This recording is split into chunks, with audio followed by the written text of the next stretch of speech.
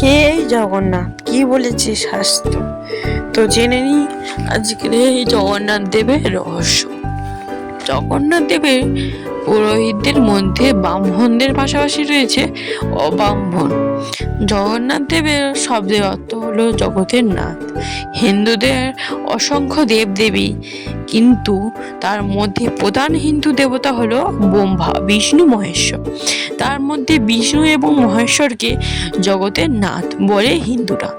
আর সেই কারণে প্রশ্ন জাগে যে জগন্নাথ আসলে কি? তিনি বিষ্ণু না মহেশ্বর?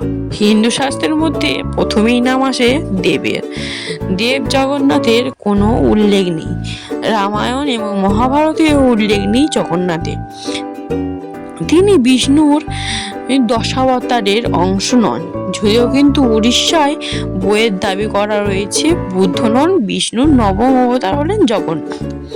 আবার শক্তার দাবি যে জগন্নাথ নাকি ভৈরববাসী, তিনি দেবী বিমলার ভৈরব। জগন্নাথ মন্দিরে পূজারীরা ও শাস্ত্র সম্প্রদায় ভুক্ত।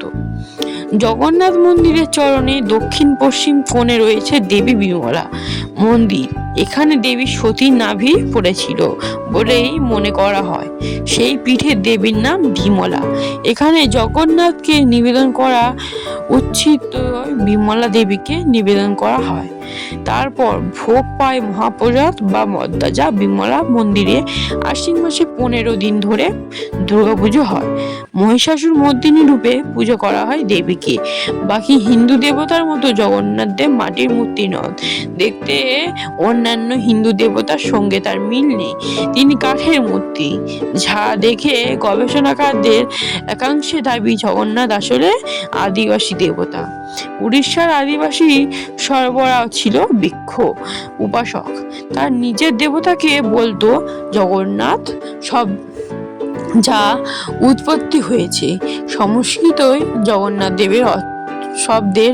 এই গবেষণাকারদের বক্তব্য জগন্নাথ দেবের পুরোহিতদের মধ্যে ব্রাহ্মণদের পাশাপাশি রয়েছে অব্রাহ্মণ বা দৈত্যা পরিতা, যারা নিজেই সবরাজ বিশ্ব বসুর বংশধর বলে দাবি করেন। এই বিশ্ব বসুর প্রথমে জগন্নাথের পুজো করতেন, যা থেকে প্রমাণিত হয় যে জগন্নাথ আসলে আদিবাসী দেবতা।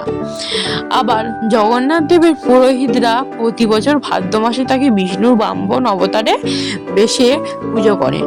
বার্ষিকী রথযাত্রার সময় তাকে ব্রাহ্মণ রূপে পুজো করা হয়। বলা হয় দলি বামন বা যদি দারুভক্ষ রূপে জগন্নাথ দেবকে নৃসিংহ স্তোত্র পাঠ করে পুজো করা হয়। শ্রী চৈতন্য দেবের আবার জগন্নাথের মধ্যে শ্রীকৃষ্ণ খুঁজে পেয়েছিলেন। সেই হিসাবে জগন্নাথ সে আসলে কি এবং কি নন তাই নিয়ে বিস্তৃত মতভেদ আছে। ভক্তরা সেই জন্য কোনো যুক্তিতর্কের মধ্যে না ঢুকে জগন্নাথ দেবকে সর্বশক্তি আধার হিসাবেই ভাবতে ভালোবাসেন। জয় ভগবান জগন্নাথ। আরও ভিডিও দেখতে আমার চ্যানেলটাকে সাবস্ক্রাইব এবং লাইক করে দেবেন।